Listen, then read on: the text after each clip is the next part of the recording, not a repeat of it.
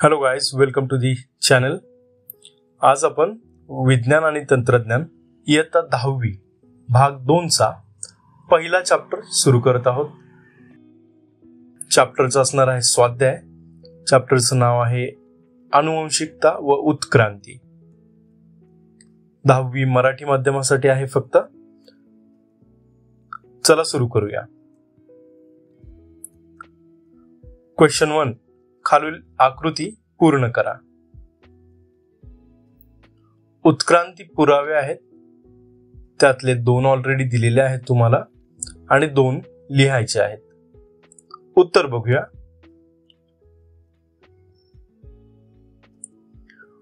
पहिलं आहे भ्रूण विज्ञान विषयक. भ्रूण विज्ञान विषयक.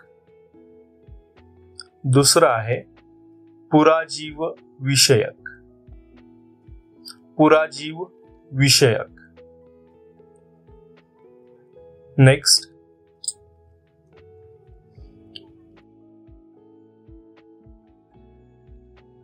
क्वेश्चन 2.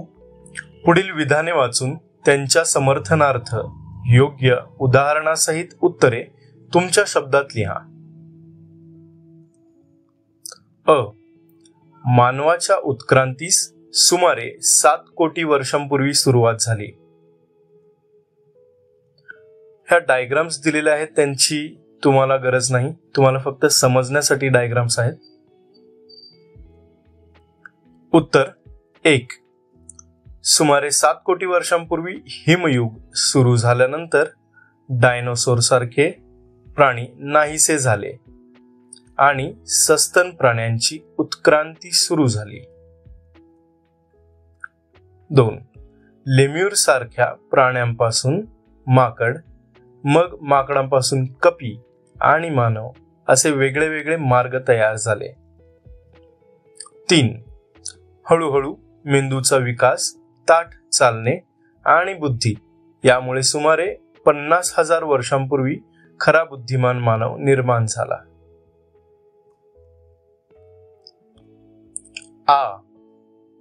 सजीवांचे भौगोलिक व पुनरुत्पादनीय अलगीकरण झाल्यास कालांतराने जातीभेद किंवा जाती उद्भव होतो. उत्तर 1. प्रत्येक जाती विशिष्ट भौगोलिक व जैविक परिस्थितीत जुळवून घेत पुनरुत्पादन करते आणि दुसऱ्या जातींसोबत पुनरुत्पादन करू शकत नाही. 2. एकाच पूर्वजापासून उद्भवलेले गट दीर्घकाळ वेगळे राहिल्यास त्यांच्यात आनुवंशिक बदल होऊन 2 नव्या जातींचा जन्म होतो. डायग्राम व्यवस्थित पहा. हे समजण्यासाठी आहे फक्त, तुम्हाला डायग्राम ड्रॉ करायची गरज नाहीये. पण जर डायग्राम व्यवस्थित पाहिलीत तर तुम्हाला प्रश्नाचा उलगडा होईल आणि उत्तर आपोआप समजून येईल. नेक्स्ट. ई. जीवाश्मांचा अभ्यास हे उत्क्रांतीच्या अभ्यासाचे एक महत्त्वाचे अंग आहे. जीवाश्म अशी दिसतात. 1. जीवाश्म हे प्राचीन सजीवांचे अवशेष किंवा ठसे असून ते नैसर्गिक आपत्तीमुळे सुरक्षित राहतात. 2. त्यांचा अभ्यास करून आपल्याला त्या सजीवांची वैशिष्ट्ये आणि अस्तित्वाचा कालखंड कळतो. 3. भूस्तरातील स्थानावरून वेगळ्या वेगळ्या महाकल्पांतील जीवसृष्टीचे क्रमशः विकासपथ समजू शकते. म्हणून उत्क्रांतीच्या अभ्यासात जीवाश्मांचे महत्व खूप मोठे आहे. नेक्स्ट. ई. पृष्ठवंशीय प्राण्यांमध्ये भ्रूणविज्ञान विषयक पुरावे दिसून येतात. उत्तर. विविध पृष्ठवंशीय प्राण्यांच्या भ्रूणांच्या प्रारंभिक अवस्थांमध्ये असलेले साम्य हे त्यांच्या समान पूर्वजत्वाचा स्पष्ट पुरावा आहे. 2. भ्रूणाचा विकास होत जावा तसे तसे हे साम्य कमी होत जाते, पण सुरुवातीचे साम्य उत्क्रांतीच्या एकसंधतेकडे निर्देश करते. प्रश्न 3. कंसात दिलेल्या पर्यायापैकी योग्य पर्याय निवडून विधान पुन्हा लिहा. पर्याय आहेत जनुक, उत्परिवर्तन, स्थानांतरण, प्रतिलेखन, क्रमविकास आणि आंत्रपुच्छ. अ. अचानक घडणाऱ्या बदलांमागील कार्यकारण भाव ह्युगो द व्रीज यांच्या डॅश सिद्धांतामुळे लक्षात आला. उत्तर आहे उत्परिवर्तन. स्पायडरमॅनचा फोटो का लावलेला आहे कुणी कमेंट मध्ये सांगू शकेल का? नेक्स्ट. आ. प्रथिनांची निर्मिती डॅश मार्फत घडून येते. हे जॉर्ज बिडल व एडवर्ड टेटम यांनी दाखवून दिले. जनुक. उत्तर आहे जनुक. ई. डीएनए धाग्यावरील माहिती आरएनए धाग्यावर पाठवण्याची प्रक्रिया म्हणजे डॅश म्हणतात.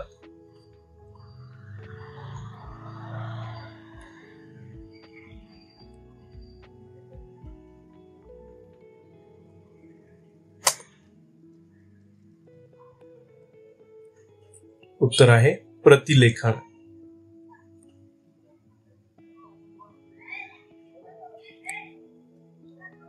बॅकग्राऊंड नॉईज साठी सॉरी.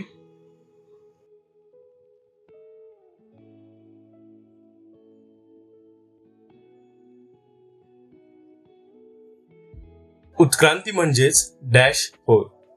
उत्तर आहे क्रमविकास. क्रमाने जसा विकास होत गेलाय मनुष्याचा आणि इतर सजीवांचा.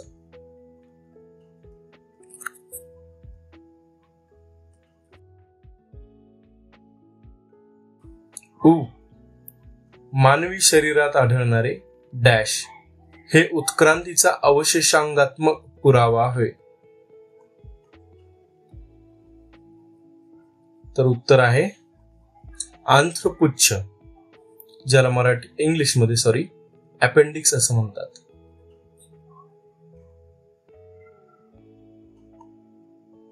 नेक्स्ट.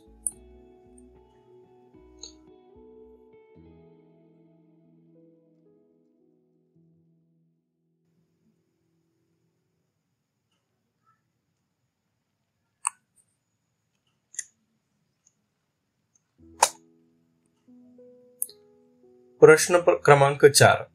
प्राप्त माहितीच्या आधारे परिच्छेद लिहा. अ. लॅमार्कवाद. डायग्राम गरजेच्या नाहीत, पुन्हा सांगतोय. 1. लॅमार्कने उत्क्रांतीसाठी इंद्रियांचा वापर व न वापर आणि मिळवलेल्या वैशिष्ट्यांचा संक्रमण हे सिद्धांत मांडले. 2. त्यानुसार सजीव स्वतःमध्ये केलेले बदल पुढील पिढीकडे जातात. उदाहरणार्थ जिराफाची लांब मान. 3. मात्र नंतरच्या संशोधनानुसार हे बदल आनुवंशिक न ठरल्याने लॅमार्कवाद वैज्ञानिकदृष्ट्या अमान्य ठरला. नेक्स्ट. आ. डार्विनचा नैसर्गिक निवडीचा सिद्धांत. 1. चार्ल्स डार्विनने नैसर्गिक निवड सिद्धांत मांडून सांगितले की सक्षम सजीवच टिकून राहतात व पुढे त्यांच्यापासून नवीन प्रजाती तयार होतात. 2. निसर्गच उपयुक्त गुणधर्मांची निवड करतो आणि अशा सजीवांचे पुनरुत्पादन होते. 3. हा सिद्धांत ओरिजिन ऑफ स्पीशीज या पुस्तकात मांडला असून तो आजही सर्वमान्य मानला जातो.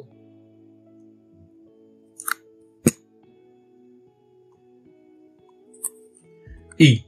भ्रूणविज्ञान. भ्रूणविज्ञानाचं हे चित्र आहे. लहानपणापासून ही पहिली स्टेज आहे. हे प्राणी कोणते आहेत, मोठे झाल्यावर त्यांची नाव आहेत. आणि हे डायग्राम बघायची कशी, तर अशा पद्धतीने, हे 1, हे 2, दुसरा प्राणी, हा तिसरा प्राणी. समजतंय? लहानपणी म्हणजे ज्यावेळी पोटात असतील वगैरे भ्रूण, अंड्यामध्ये असतील वगैरे, त्यावेळेस जवळपास सारी भ्रूण सेमच दिसतात, बरोबर. आणि जसे जसे मोठे होऊ लागतात तसे तसे त्यांच्यातलं साम्य म्हणजे सिमिलॅरिटीज ह्या बदलत जातात, बरोबर. उत्तर पाहूया. 1. भ्रूणविज्ञानातील तुलनात्मक अभ्यासातून असे दिसते की विविध पृष्ठवंशीय प्राण्यांच्या भ्रूणांमध्ये प्रारंभी खूप साम्य असते. 2. हे साम्य सूचित करते की सर्वांचा पूर्वज एकच असावा. त्यामुळे भ्रूणविज्ञान उत्क्रांतीचा महत्वाचा वैज्ञानिक पुरावा मानले जाते.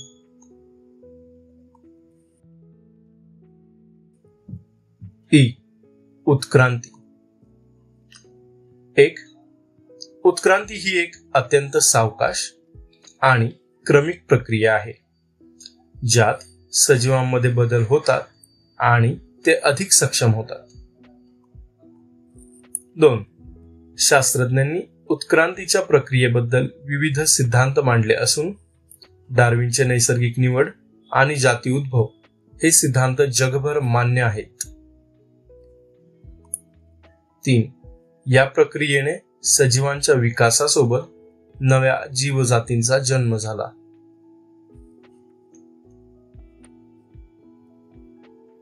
व्यवस्थित डायग्राम बघा, कशा पद्धतीने उगम झाला आणि कशा पद्धतीने डेव्हलपमेंट झाली. अब्जावधी वर्षांपासून घडत आलेली ही प्रक्रिया आहे. नेक्स्ट. जोडणारे दुवे.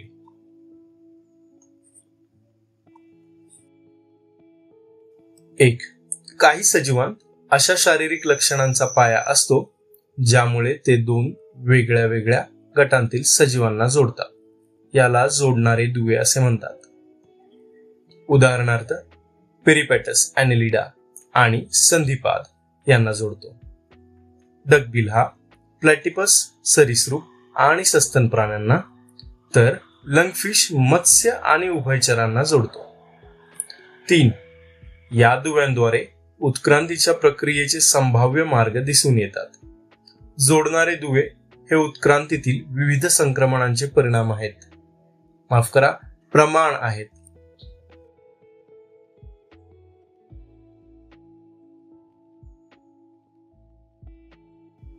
प्रश्न क्रमांक 5. आनुवंशिकता म्हणजे काय हे सांगून आनुवंशिक बदल कसे घडतात हे स्पष्ट करा. 1. एकाच जनक पिढीतील जैविक लक्षणे त्याच्या जनुकांद्वारे पुढच्या संततीच्या पिढीत संक्रमित होण्याची प्रक्रिया म्हणजेच आनुवंशिकता.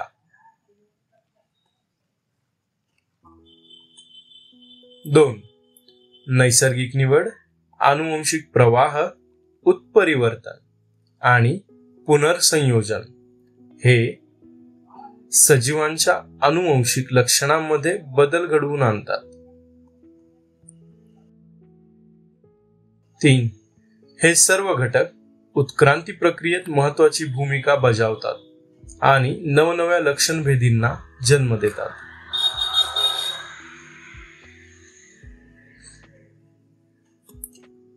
प्रश्न क्रमांक 6.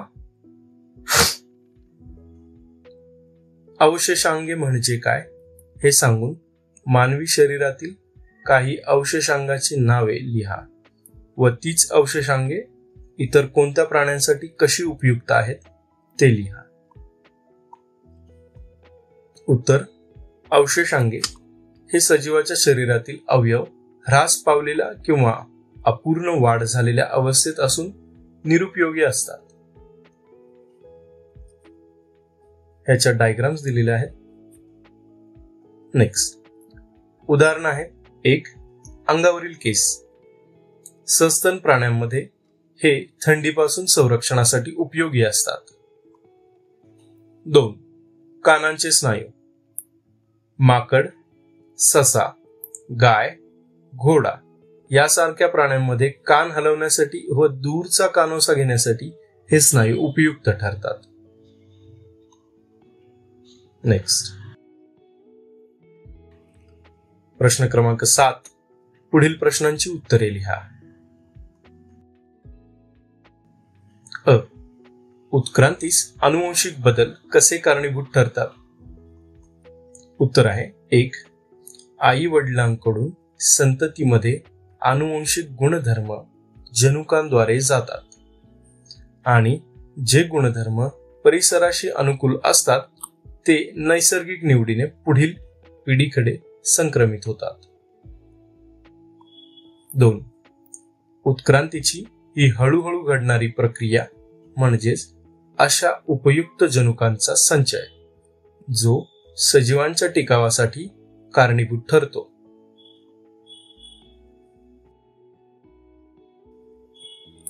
आ. गुंतागुंतीची प्रथिने निर्माण होण्याची प्रक्रिया स्पष्ट करा. 1. केंद्रीय सिद्धांत डीएनए पासून आरएनए आणि नंतर प्रथिनांपर्यंत जनुकीय माहितीचा प्रवाह कसा होतो हे स्पष्ट करतो. 2. प्रतिलेखनाच्या प्रक्रियेत आरएनए पॉलिमरेज डीएनएच्या एका साखळीचा वापर करून न्यूक्लियसमध्ये एमआरएनएचे संश्लेषण करतो. 3.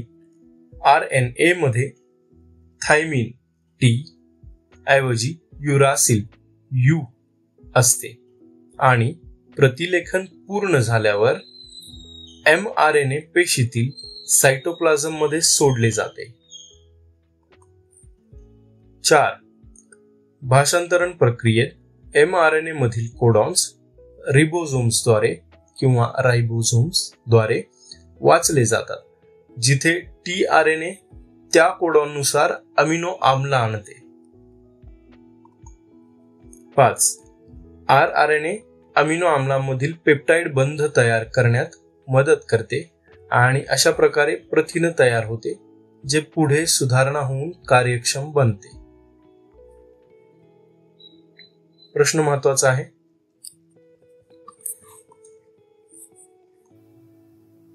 ई. उत्क्रांतीचा सिद्धांत सांगून त्यासाठी कोणते पुरावे आहेत? 1. उत्क्रांतीच्या सिद्धांतानुसार पहिला सजीव पृथ्वीवरील समुद्रात जीवद्रव्याच्या स्वरूपात निर्माण झाला. 2. यापासून एकपेशीय सजीव तयार झाले आणि त्यामध्ये क्रमवार व हळूहळू बदल होत गेले, ज्यातून जटिल सजीवांचा विकास झाला. 3. या संघटनात्मक उत्क्रांतीच्या प्रक्रियेमुळे विविध वनस्पती व प्राणी विकसित होऊन आज पृथ्वीवर अस्तित्वात आले आहेत. 4. उत्क्रांतीविषयक पुरावे: बाह्यरूपीय, अवशेषांगे, पुराजीव विषयक, भ्रूण विज्ञान विषयक, शरीरशास्त्रीय, जोडणारे दुवे.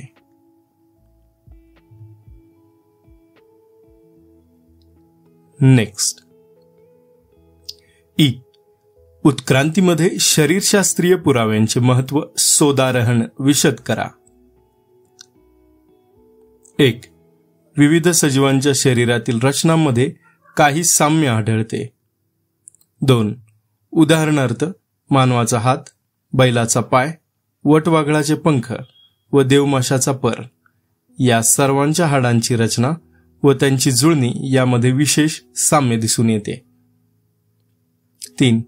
जरी या अंगांचे उपयोग व कार्य वेगवेगळे असले तरी त्यांचे बाह्य स्वरूप व रचना वेगवेगळी असली तरी त्यांच्या अंतर्गत रचनेतील साम्य हे दर्शवते की हे सर्व सजीव कदाचित एका समान पूर्वजापासून विकसित झाले असावेत. अशा प्रकारच्या समान रचनांद्वारे मिळणाऱ्या पुराव्याला शरीरशास्त्रीय पुरावा असे म्हणतात. उ. जीवाश्म म्हणजे काय हे सांगून उत्क्रांतीसाठी पुरावे म्हणून जीवाश्म कसे गृहीत धरतात हे उदाहरणासह स्पष्ट करा. उत्तर 1. जीवाश्म हे प्राचीन सजीवांचे अवशेष किंवा ठसे असून ते त्यांच्या काळातील वैशिष्ट्यांची माहिती देतात. 2. भूस्तरांच्या क्रमातून जीवाश्मांचा कालावधी निश्चित करता येतो आणि उत्क्रांतीची दिशा समजते. 3. अशा प्रकारे जीवाश्मांचा अभ्यास उत्क्रांतीच्या सिद्धतेचा ठोस पुरावा देतो. नेक्स्ट, सध्याचा मानव कसा उत्क्रांत होत गेला याबाबत माहिती लिहा. 1. सुमारे 7 कोटी वर्षांपूर्वी माकडासारखे प्राणी विकसित झाले आणि सुमारे 4 कोटी, इथे 40 झालेलं आहे, 4 कोटी करा. 4 कोटी वर्षांपूर्वी त्यांच्या शेपट्या नाहीशा झाल्या. 2. सुमारे 40 लाख वर्षांपूर्वी रामापिथेकस नावाचा माणसासारखा माकड प्रकट झाला आणि काळानुसार तो अधिक मोठा व बुद्धिमान होत गेला. 3. होमो या वंशातील कौशल्यपूर्ण मानव प्रकट झाले आणि सुमारे 15 लाख वर्षांपूर्वी चीन व इंडोनेशियात सरळ उभे चालणारे मानव विकसित झाले. 4. सुमारे 50,000 वर्षांपूर्वी मानवी मेंदू पुरेसे विकसित झाले आणि होमोसेपियन्सचा उदय झाला. क्रोमॅग्नन मानवाच्या विकासामुळे मानवी उत्क्रांतीच्या प्रक्रियेला वेग मिळाला. ही अशा प्रकारे उत्क्रांती होत गेली. याच्यामध्ये आणखी फेजेस होत्या, तरी सुद्धा थोडक्यात दिलेल्या फेजेस ह्या आहेत. तर thank you so much for watching आणि all the best. Study hard आणि पुन्हा भेटूया.